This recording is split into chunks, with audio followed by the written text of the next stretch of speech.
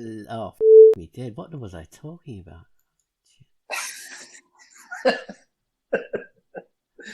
We're all holding our breath for nothing.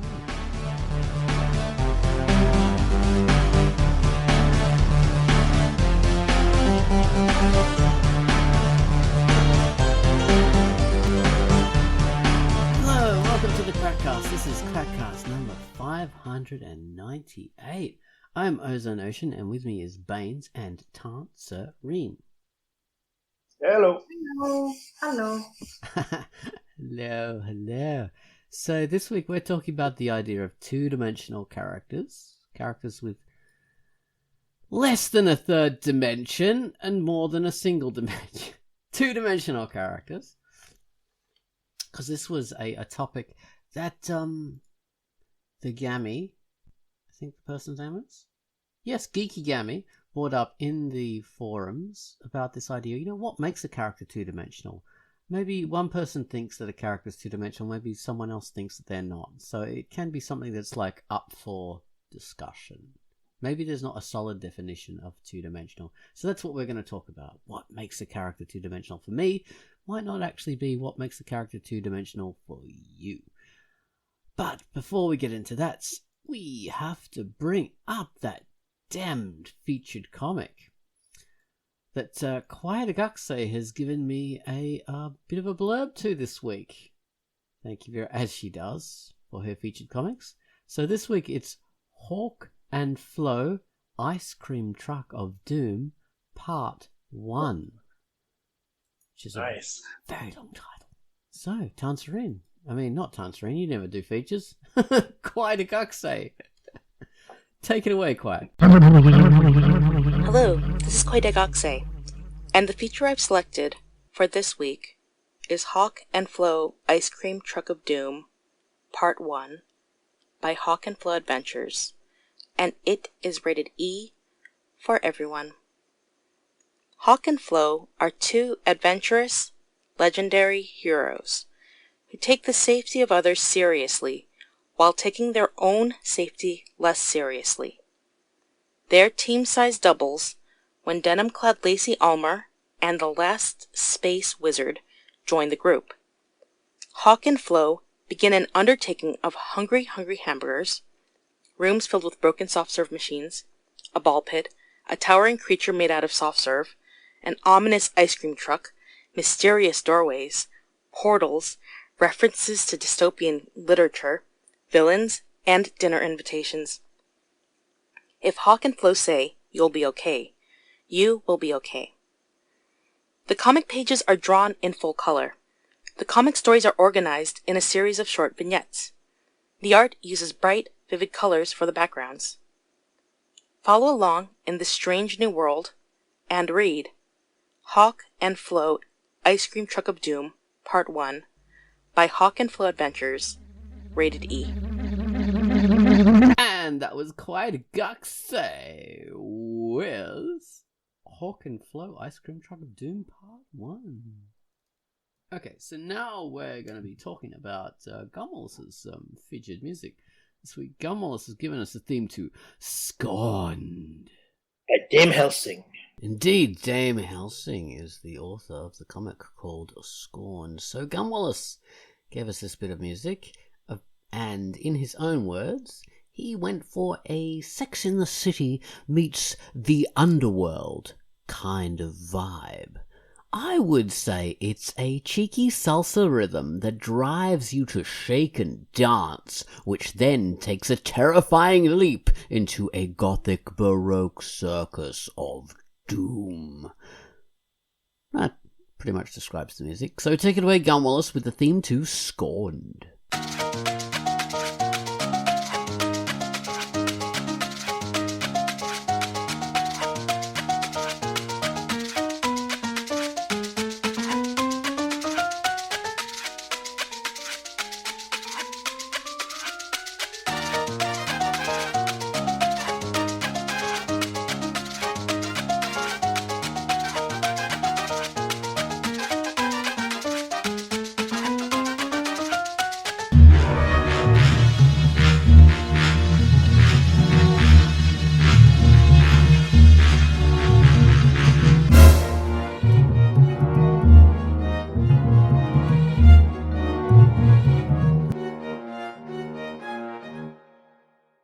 She's updating like lately, I noticed. It's great. Oh, she's a prize. Dame Helsing is a prize. And that was Dame Helsing's music, Scorned by Gumwalls. I hope you enjoyed that. So, next up, we're going to be talking about two-dimensional characters. So, Baines, Tance, you're both very two-dimensional people. Yeah. You haven't got like many dimensions that I have. I'm well-rounded kind True. of individual, and you guys are just existing only for the Quackcast. Yeah. Only points and corners, not. I don't know the terminology, but yeah. Vertices and Exactly. Yeah. See, I have an X, a Y, and a Z. You've only got X and a Y. So, sorry, guys. Okay. I'm new style Pixar animation, your old style Disney, like bloody Cinderella stuff. Right. Exactly. Alright. So, but no, like, so this was something that Geeky Gammy brought up in the forum threads, because they were talking about this anime called Re Zero, and they were talking about how they had a bit of a debate with their friend saying, yeah, this character is two-dimensional. Rem, the character called Rem, is really two-dimensional, and they're saying, not really. They're not really two-dimensional. They've got more than one dimension. And so there's he's wondering what makes a character two-dimensional. So their friend, am I saying he? Jesus, I don't know this person's gender, so I'm sorry. So they are saying that that Rem is more than one-dimensional, and this other person is saying no, she's only two-dimensional, and so they're trying to wonder, what would make the character like two-dimensional. It has a love interest, maybe because this person thinks like a love interest makes a character two-dimensional, like it has an overriding love interest and that's their main thing. And so they're trying to work out what makes a character 2D. And it's interesting, a lot of people chimed in and came up with their own theories. Bravo, D-Pat 57, Dragon Song, Iron Scarf, The Jagged, HP Comic, all these people sort of having a bit of a their own input. So let's just think about what makes a character two-dimensional. See, I have my own ideas about what makes a character two-dimensional. I've talked about it in a Quackcast video that's only for patrons. And so, let's see, to cover that ground again, what do I think makes a character two-dimensional? When they have a strict set of personality guidelines that they always go back to, and it really influences everything they do, and they really don't change what they are based on the experiences they have. Everything they do is done, the way they interact with the world is based on those personality guidelines, and they don't expand beyond that, and nothing they interact with really changes their personality guidelines. And if it seems to, it doesn't matter, because they'll reset very strongly. So that's my definition of a two-dimensional character. Someone who is limited and just resets all the time. For me, that's 2D. What about you guys? Well, my initial thought on Patreon, and I haven't read the forum thread yet, there's probably lots of insight in there. I'll have to check it out when we're done. And then we can do this Quackcast again with more insight. Add another dimension. My initial thought, my initial thought was you can't imagine a life outside the scene where they appear, or the work that they appear in, or the context they appear in. So on Patreon we talked about the angry boss, the angry screaming boss, or the whatever, this stock character type, and like that's all they are, and they don't have like and that was my initial thought anyway. Now I'm thinking that maybe like a three-dimensional character will have, like a human being will have conflicting wants, like they want this relationship to work, but they're ambitious, and like two things that get in the way of each other. But I mean, I don't know if that's required for a three-dimensional character, but like there are some things that are for the protagonist, you know. It doesn't necessarily mean other characters aren't three-dimensional. It just means that this is not their story. Yeah, we don't go into that. We haven't got space or time to go into their other aspects. Yeah, so it changes. If it's a novel, you can maybe, or a long running series, you maybe will dip into those side characters later at some point and get a deeper look. And that, I love that kind of thing in shows where you have a side character and then suddenly there's an episode where you get a deeper look at them. Like that's always really cool to me. Yeah, definitely. Yeah. I would say that you can totally have characters that are there just to serve a specific purpose for your plot. But the secret is in the execution.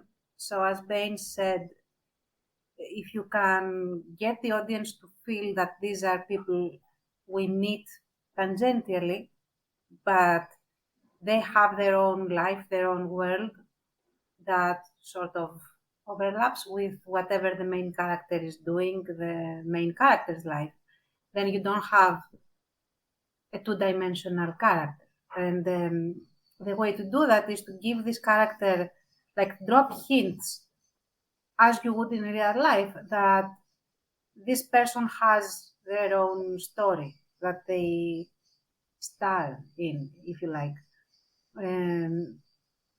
For example, like a short phone call that gives insight that this person has their own thing that they're doing, or a hobby that we see them going into or coming out of, in a sense, before they do whatever it is they need to do, or a specific quirk that is not there just for being like a quirk, but it is part of who they are, and we don't really know much about it, but it's there. So I think that makes a character not two-dimensional because they are unique and they are not stock characters, as you very well said. Mm-hmm. Stock characters. Yeah, that's interesting. Yeah, and they are not sort of archetypes that have not been worked into something more unique. I think if a character is unique, chances are that they will not be two-dimensional, simply because in order to make a unique character, you need to think about them enough.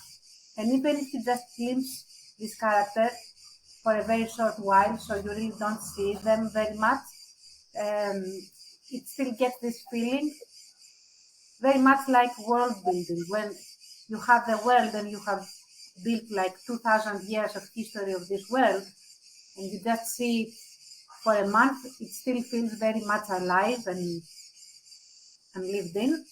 So the same goes for the characters, I think. Yeah. Actually, that's the point. Yeah, like world building, like it's kind of like, does the world, even if you're not getting an explanation of how everything functions in this world, it's like, does it make sense? You could apply that to a character, even someone who only shows up a little bit or a little bit in each episode or whatever, or who doesn't have a focus. It's like, do they make sense as a human? You know, and there's a million different kinds of humans and different kinds of personalities, but it's like, does it make sense? Like, is it coming from somewhere that makes sense? You know, are they busy with the phone call that's not related, and then they're dealing with the protagonist? It's like just a little thing can give them more of a, like a fuller kind of appearance. I would like, now that I'm listening to you guys talk, I'm thinking that there is that you could have like a question that implies whether they are two-dimensional or not, and that would be, if I took this character away and replaced them with a robot, would they still be? Would the story be just as functional? Like, would anything change if I swapped this character? That's Bravo's point. in the forum thread, he mentions that if you replace them with a cutout character, would it make a difference? So would a cardboard character change anything? So yeah. I was just thinking, as to my point about the characters that don't move past their character traits. Like, I was thinking like a working example. So I'm watching this series Scrubs, which is a great sitcom. So I'm going all the way through that at the moment. And there's these characters with very strong personality kind of parameters that they have. So there's this the chief doctor, who is a grump and he's horrible to people. And then there's the chief resident surgeon, who is horrible but he's smart. And they do reset to those positions. They always reset. But they're definitely not 2D, because even though they reset very strongly, they're more than just their personality. They're more than just their set of personality traits. They're way more well-rounded, and there's a lot more to them. But I think, just to refine my point a bit better, because I mentioned like people who are just personality traits. I think it's what I really meant was like people who are archetypes, like what you said, Tance. And the personality traits they have are based on what that archetype should have. So like as a sport person, like an athlete, so they're hyper-focused and, they're always talking about protein and running and how many reps they do or whatever. And, everything kind of stems from that, and they're not more than that. So I think that's what I really meant, Tance. The archetype you mentioned. Because, the personality traits isn't such a thing. Because I think did you mention it in the Quackcast video? You were saying some people would have, like, they're crystallized in the way they interact with people. They've reached the end of their journey, so they're not going to change very much about their personality. Their personality is fixed now. And that was... You mentioned it, and then Tent said it might be a person who's just completed their arc already in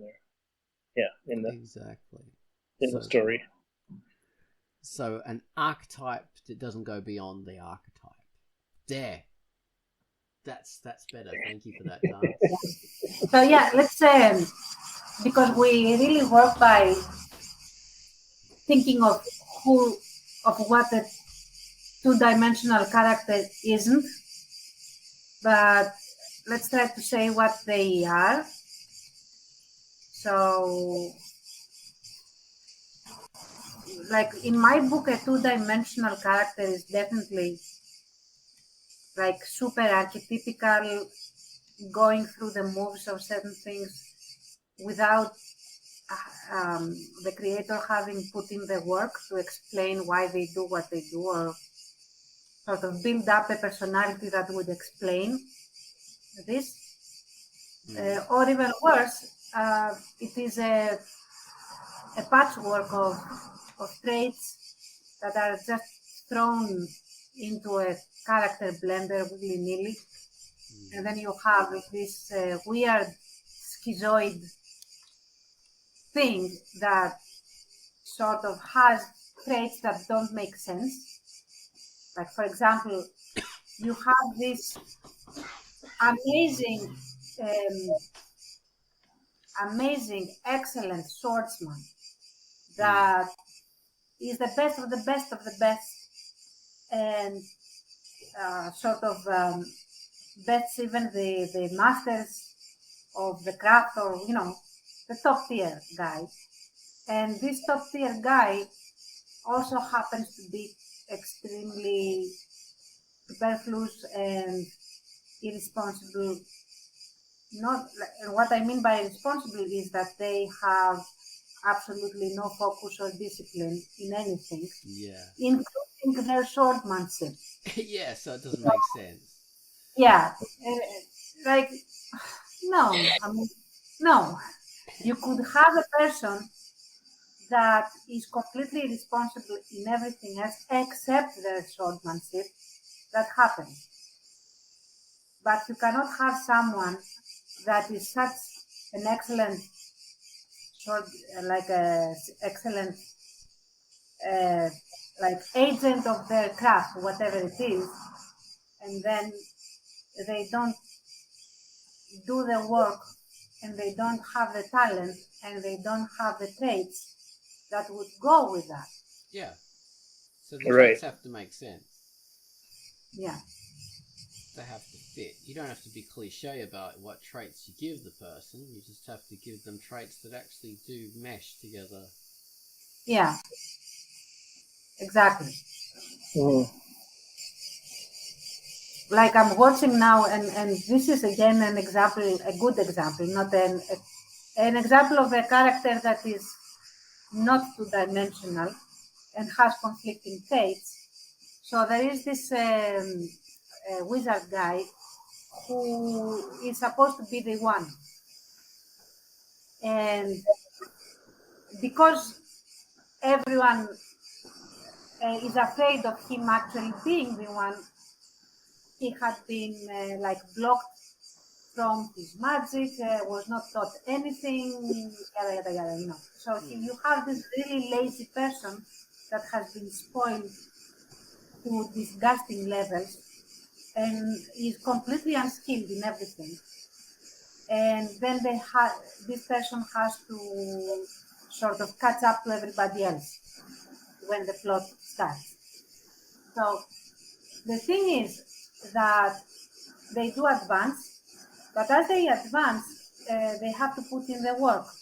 Putting in the work is hard because they have never done such a thing. And they don't have the motivation until they get the motivation. So what I'm saying is that their personality changes as they become a better wizard and swordsman. And, you know. Yeah, so they gain The dimensions and stuff. So they start off like being this really punkish little asshole of a person. And they stop being that, although they retain the punkishness, if you like, and they like it's still the same character, but they have shed parts of themselves that don't make sense anymore. And that is why they are not two-dimensional, although they are super archetypical, because they are the one, they have the hero's journey, they get mentors, so on and so forth. Yeah. So that's what expands them outside of their third dimension. Oh god, what am I saying? That gives them another dimension. Yeah, and you also get to like them and believe when they become very powerful that it makes sense because they have worked for it. I mean, they do have the talent, you know, the birthright, if you like, the blessing from the stars, and you know, the world building. They earned it. Yeah, but it's not enough. They work for it. They lose to everybody for a very big part of the story, so on and so forth. So you have a super archetypical, goes through every, like they check every box. Literally check every box of D1 archetype and story, and it's still original, and they are not three-dimensional. So. Yeah. Well, and you want to also say that two-dimensional characters are not essentially a bad thing. It's a bad thing if they're your main characters, your prime characters, especially if it's a big story. If it's a very short story, if it's a really short story, you can get away with two-dimensional characters even starring in that, I think, as a protagonist, because there's not enough time to really expand them too much. And the plot might be more important than anything else. Yeah, and that's also the nature of the story itself, like what you are writing, what are you writing it for? If it is like an allegory or something like that, or you want to do something more plot oriented, you can get away with two-dimensional characters, or actually you need them to be two-dimensional so that the audience will focus on the plot. Yes, and the story. they're representative of whatever you want your allegory to really talk about. Mm-hmm. And also for, say, longer running stories, if the characters are like really side characters and you're just wanting them to be background to a scene or to a character, they don't have to be, all three-dimensional characters. That would be silly to force yourself to put in enough work to make everybody all filled out and well-rounded if people are just like guards. Say if you've got a scene where the hero has to escape from guards, the guards don't have to have another life outside of that. They're just there to be killed. Yeah, you could say those are not even two-dimensional characters. Like there are some characters that are just story functions, waiters, and prison Props, I guard. would say. And what's that, Tans? I would say that those kinds of characters are props more than anything. Yeah, they're props. Yeah, exactly. Yeah. So you got those. You got a lot of those in books and movies. Guards and soldiers, spear characters are what they used to call them in plays. Okay. Yeah. That's all right. You can't give every one of them a rich inner life for it's like what's going on here. It's funny when you do. That's what they did in Venture Brothers. So Venture Brothers, fantastic cartoon, animated series about these sort of superhero kind of characters, and there was the main villain called I don't know, the Wasp or something like that. He's this big evil villain, and we'd often go and see what the big villain was doing, and then slowly the show would focus more and more on his henchmen. And initially his henchmen were just just one two-dimensional characters, just the guards, but then it slowly built them up until they became main characters, and it was really clever in the way they did that. So these were two-dimensional characters that made the transition to three-dimensional, and it added extra dimensions to the story and to the show. It was incredible. So yeah, that was really neat how they would visit all the areas, like all the enemies. They would go in and focus on these two henchmen. I mean, you still had prop characters, all the other henchmen outside of the two. Yeah, they were, didn't. Yeah, pretty much identityless. Fortunately, they didn't go all fractal on us and keep on going deeper and deeper and deeper. It would be impossible to watch. Yeah. That would piss you off. I think. Yeah, it wouldn't make sense. So yeah. And that's the thing. If you can give the idea that, your story is a torch that shines on specific characters, everyone the Monarch. else is. Sorry, that's what the character's called. Sorry, Tan's gone. What? The character was called the Monarch, the evil character. Oh. Sorry, go. Yeah. So if you can give the audience the impression that your story is like a torch that sheds light on these specific characters, and everyone else is less and less looked into as they go towards the shadow, outside the scope of the torch. But if you were to move the torch around, you would still find people and not, like Bravo said, the cutouts. Then you have done what you need to do as a creator. You create the illusion of reality, of a living, breathing world, and that's all you need to do. And the less the focus, the less the screen time, quote unquote, that the character would have, the fewer dimensions you can give them. The less depth you can give them. Yeah, you can get away with it a bit more. You can get away with not filling all the background details for these characters. Good point. Yeah, that's you don't have to show the back of the prop sets. Just the front. Exactly. Just make the front look really convincing, and that's all you need to do. Mm-hmm. Yeah, so you're allowed to have two-dimensional, but avoid making your main characters two-dimensional unless for the needs of the story, that's what you have. Because you don't want to fall into the trap of making what you think is an interesting, important character and them turning out to be two-dimensional because they're too archetypical. So we can all fall into that trap. I don't think that's where anyone's clever enough not to do that. I think that because, if you think, okay, I'm going to have a sporty character, and you thoughtlessly adhere too strongly to the trope of a sporty character, and you don't make it anything more than that, then you'll end up, sorry, your character's two-dimensional. Damn it. And you can just fall into doing that, I think. Yeah. I think that you can, there is always the risk of this happening, always, even for the best. But if you have a method of character building, depends on the method of your character building a lot.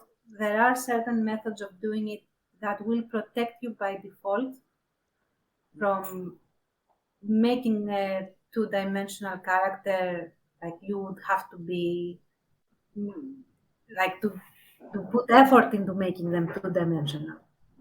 If you have the correct method, not correct, the type of method that doesn't allow you to do it. And that would be building them from the inside towards the outside. So starting on their personality, then asking yourself why they are the way they are, what produces this personality, and then going around and building it from the core outwards. So by the time you have a character, they are not three-dimensional because you have thought about it too long. So. Yeah, like you say, they've got inner life. They have more to them. It reminds me the way a lot of actors approach their characters. The characters that are written for them, they've only got a few lines or whatever. They've got a specific setup. But these actors, they create their own world, own backstory, and they go into it based on that. I remember I watched an interview with the guy who did one of the characters in Mad Max. The one with the mohawk. It has they all got mohawk. Yeah. one of these main characters with the mohawk, and he had this little gay boy with him and all this stuff. Bennett, he played Bennett in Commando.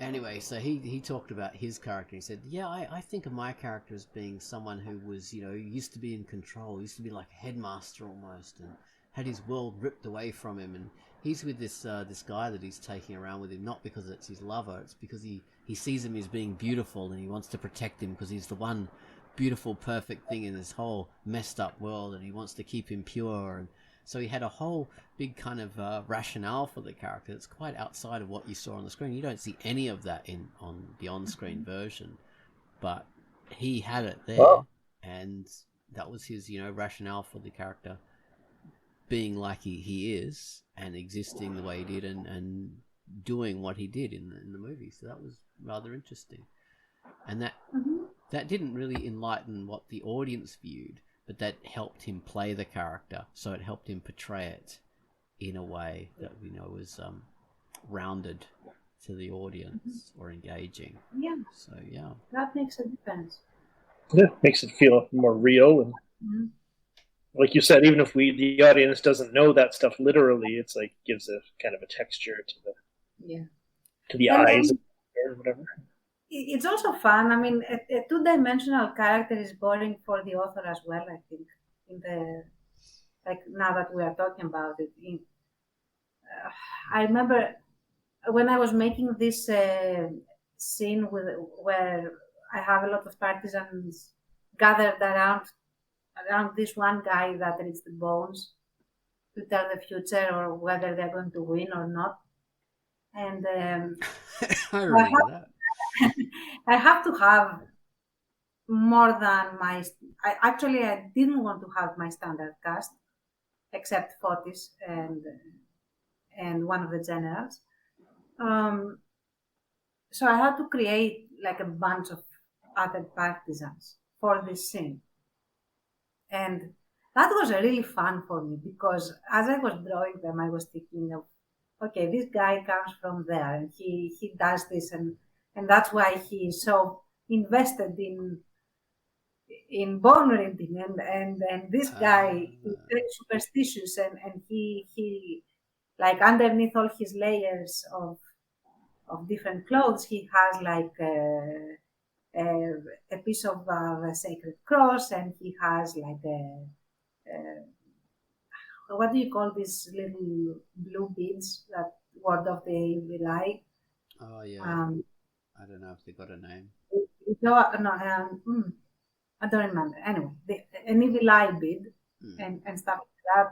And he never wants to cross the black cat and stuff like that. But he has all these superstitions because he genuinely believes that certain things that happened in his life were affected by XYZ. So, and this helped me feel that these were real people. And then because I write the dialogue after I create the entire page, like I know where the dialogue will go, but the actual dialogue I create after I have made the page. Yeah. And so their voices, I want to believe at least, are more than just, indistinguishable. Yeah, so it's not all like the same soldier with a different line, and they couldn't all be, like you were saying before, like the lines could all just be from whoever and it wouldn't matter from the mass of the crowd. In this instance, no, they would. It's almost like real people with different points of view. That's the weird thing. I was just thinking the old kind of in say movie terms, if you were talking about someone who was a two-dimensional character, like as a person, you would say straight out of central casting, which means there was this mythical idea of central casting. So they had, like, in the movie studio world, you'd have like Arcade Pictures or 20th Century, something like that, and the idea would be that you'd have a whole bunch of movies happening, and there'd be this office called central casting, I think, and if the director wants a cowboy, they'll ring up central casting and say, send me a cowboy, and an actor who is a cowboy would come down, or send me like 5 waitresses and these typical that didn't exist, but it's just it was the it's like, what would you say, like it's a metaphor or something like that. It's a like a euphemism. Would that be the word? No, but it's no, I don't know what that is. We're skirting around it. It's a musical. Yeah. So yeah, it's a saying. Yeah, but yeah, that would be like the human version of a cliche two-dimensional character. So yeah. I remember seeing the phrase for years in books and comics, and like straight out of central casting, like they'd be describing this tough person they encounter, for example. And it's like, what it means is the person is perfectly cast, so to speak. Like they're right on point. It's like, this is a brute through and through, or this is a sassy secretary, like that someone would invent or something. Yes, exactly. Straight out of central casting. They're the cutout image of what this thing should be. Yeah. So yeah. Which, when you think about it, like this phrase is being written in a fictional book, so someone's making that up. There's a lot of layers to this. It's meta. It's kind of meta. Yeah, but the idea was that that people would sort of think that was a real thing too, especially say like the people who would say it most often would be like movie critics or something. Say, straight out of central casting, to someone's role in a film. But yeah, it never actually existed. There wasn't ever a thing called central casting. Some really enterprising casting director named their business Central Casting. It would have been a good idea. Yeah. Talent 100 agency. probably did. Yeah. Let's go. Let's investigate. Yeah. To the Google Mobile. Oh dear. We're geniuses.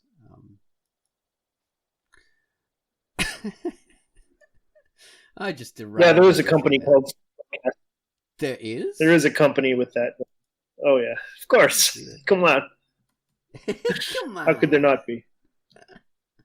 Oh dear. I'm going to look up the Wikipedia version and see what the history behind it is. Central Casting. Is there a centaur casting? Yeah, they only hire horsemen, and yeah, there's none of them so far, but they're waiting. They're still waiting. All right, I'm not going to read this; it's too complicated. I'm just thinking about my own characters, and I don't know how three-dimensional they are. I don't know if I even think that way, really. Like, it's an interesting discussion here and interesting in the forum, but yeah, I don't know. Like, I mean, I would think of a character as boring or too predictable or too unpredictable, maybe, or something like that. But it's interesting to hear this terminology when it's kind of like, I don't know, like, I don't know what I'm saying. I just wouldn't think in these terms, I guess, when I'm making up a character or a story. Your characters are well-rounded. Well, okay, it says central casting did exist, so to that. All the way back in the 1920s. Well, F you, Wikipedia. Well, now where the phrase came from. Makes a little more sense now. All right. Your characters definitely are not cliched 2D tropes banes. Like in typical Strange. Thank you. No, I've never thought of that because it's too unique and just their own thing in every kind of conceivable like definition of that. They are their own thing. I'm very glad. Well, I definitely don't see any of your characters, your guys's, yours or yours 10's, as 2D. They all come across as real. Well, thank you. I'm honored. Thank you. I think I've definitely had side characters who are 2D. Like I haven't put, or even one-dimensional. I haven't put much thought into my side characters. Right. Main characters, yeah, I don't make them too archetypical, too tropey, because my comic really isn't based in a world that's easily tropey. So it's a bit, not really a good fit for my comic anyway. Which is not down to my skill; it's just down to the type of comic it is. Bottomless Waitress, it are not kind of two-dimensional characters, but I don't think it would harm them if they were necessarily. I think Frances could be a two-dimensional character. She's not, but it could work with a two-dimensional character for that role. Sure. Because she's a blonde bimbo, sassy, with banging curves, and she's a bubblehead. And if she never went beyond that, it could work, and it wouldn't be a bad thing. So there's scope for it, because Bottomless Waitress is a sitcom comic. It's a comedy. It's based on a bunch of people in a kind of tropey situations, like love triangles and things, and sassy, sexy jokes and stuff. So that's a situation where 2D characters they wouldn't stand out. They wouldn't be offensive to people. So it can work in situations. I mean, funny enough, like when I just initially thought about them, I probably said this before, like I thought of the Three Stooges. It's like, are these like kind of cute, sassy waitresses? And that's just your starting point. You start to get into like what's the storyline, even if they're light sitcom-y stories like ours are. It's kind of like you move beyond that. It just kind of happens. Yeah, it's now a dramedy. Yeah, more so than I would have thought. Yeah. It's a two-humped dramedy. Now that like I'm listening to you guys talk about it, and I'm thinking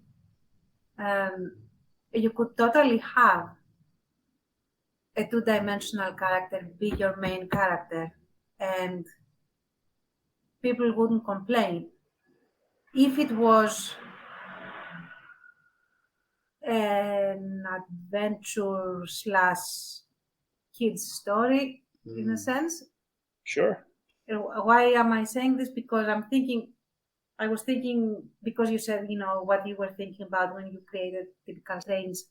So I started thinking of where I started from to create Without Moonlight. And I have said that before, it is this Pulp Fiction series in Greece about these kids that are like basically superpowered without having superpowers, and they resist the Germans and they always survive.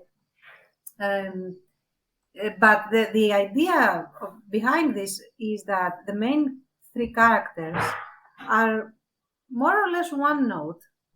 They have a very specific personality that doesn't really change over the course of something like 80 volumes of story.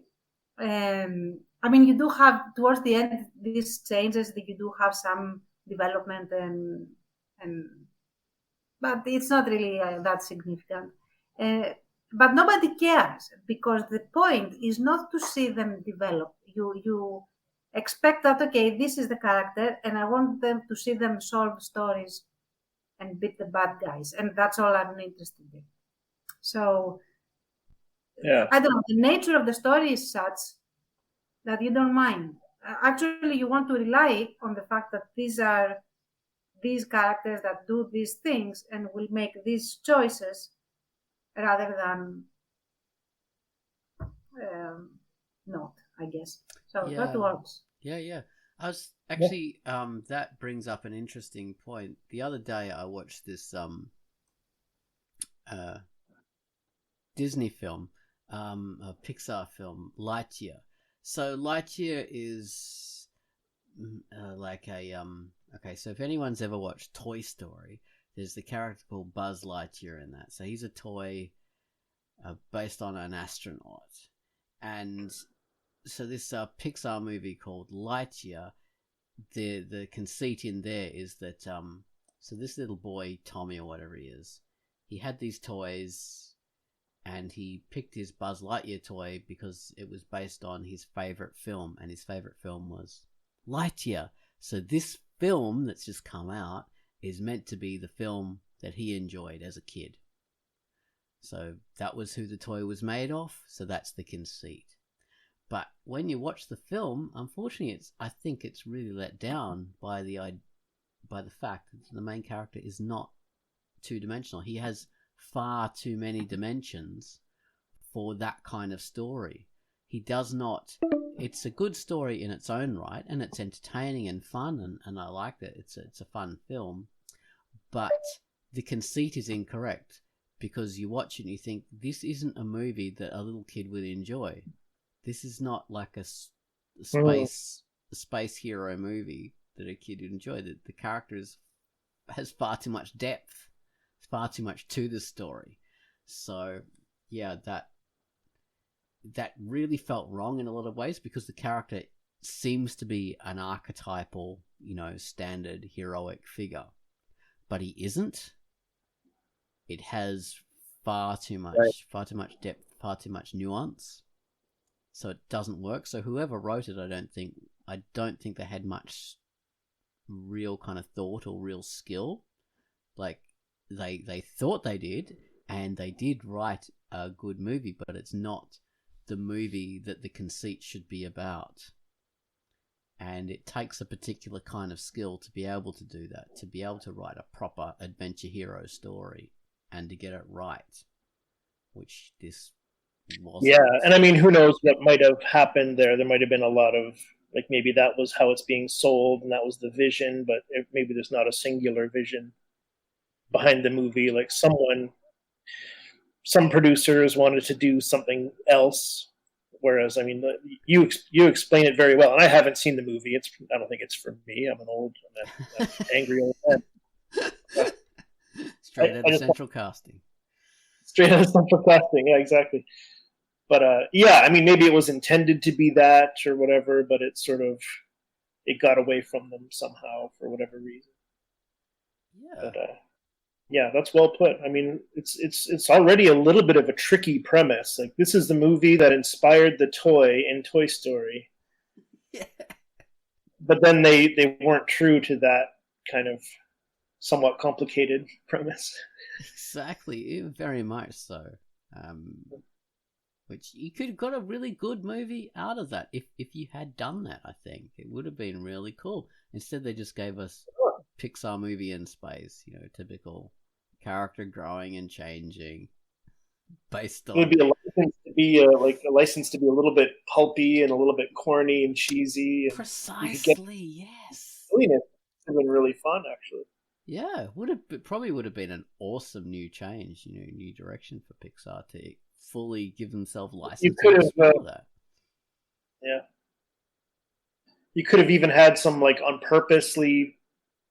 I just said on purposely. You could have had some on purpose bad special effects in the movie. Oh. Like, for the viewer, that could have been so fun.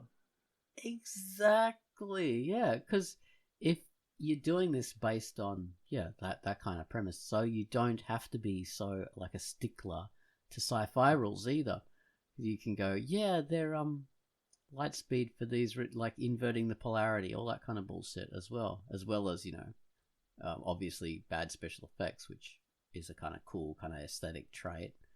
You can be a bit more wibbly wobbly with your scientific explanations for things too as well, but no, they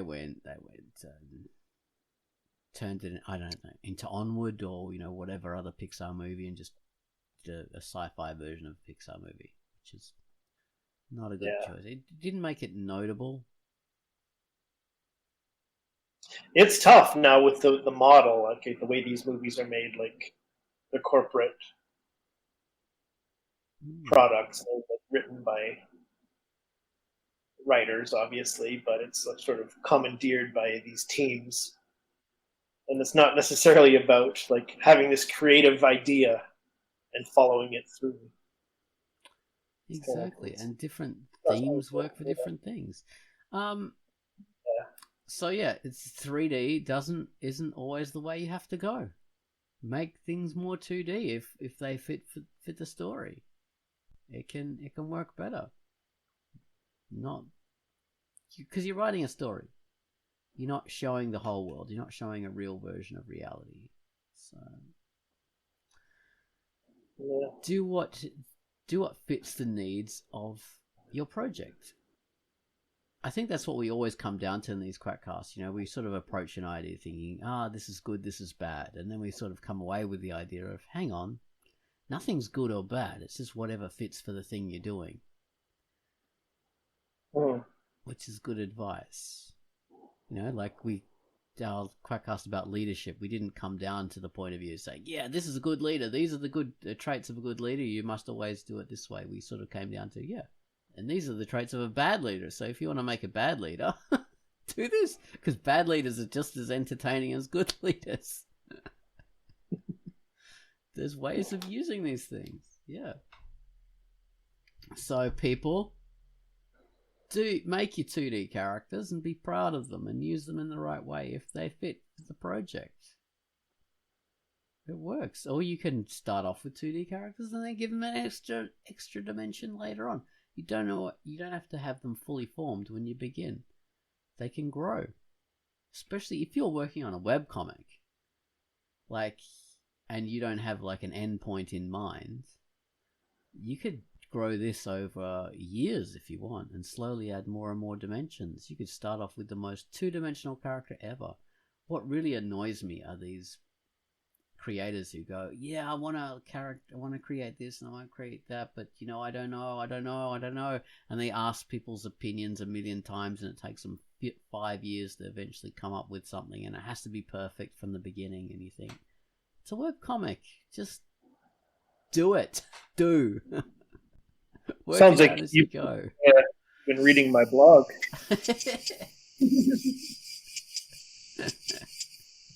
Go for it. Just do it.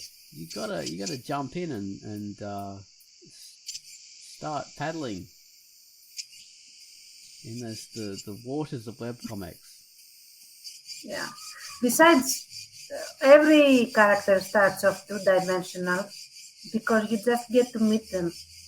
And when you just get to meet them, everyone is two-dimensional. It's whether they become, whether they unfold as the movie also unfolds. So don't worry too much. Even when you actually meet people in real life, real people, you don't see the third dimension to a lot of people because you can't. So you base them on the surface level. If you're a psychopath, you'll never see more than 2 dimensions to people. But hopefully you're not that. But it does take a bit of time for them to fill in, So yeah, that's an important aspect. Hopefully you're not a psychopath. Even if you are, there are things you can do about it. Exactly. Yeah, there are. Yeah, it's not a very few psychopaths turn into evil people who go and kill other people. Mm-hmm. That's a myth.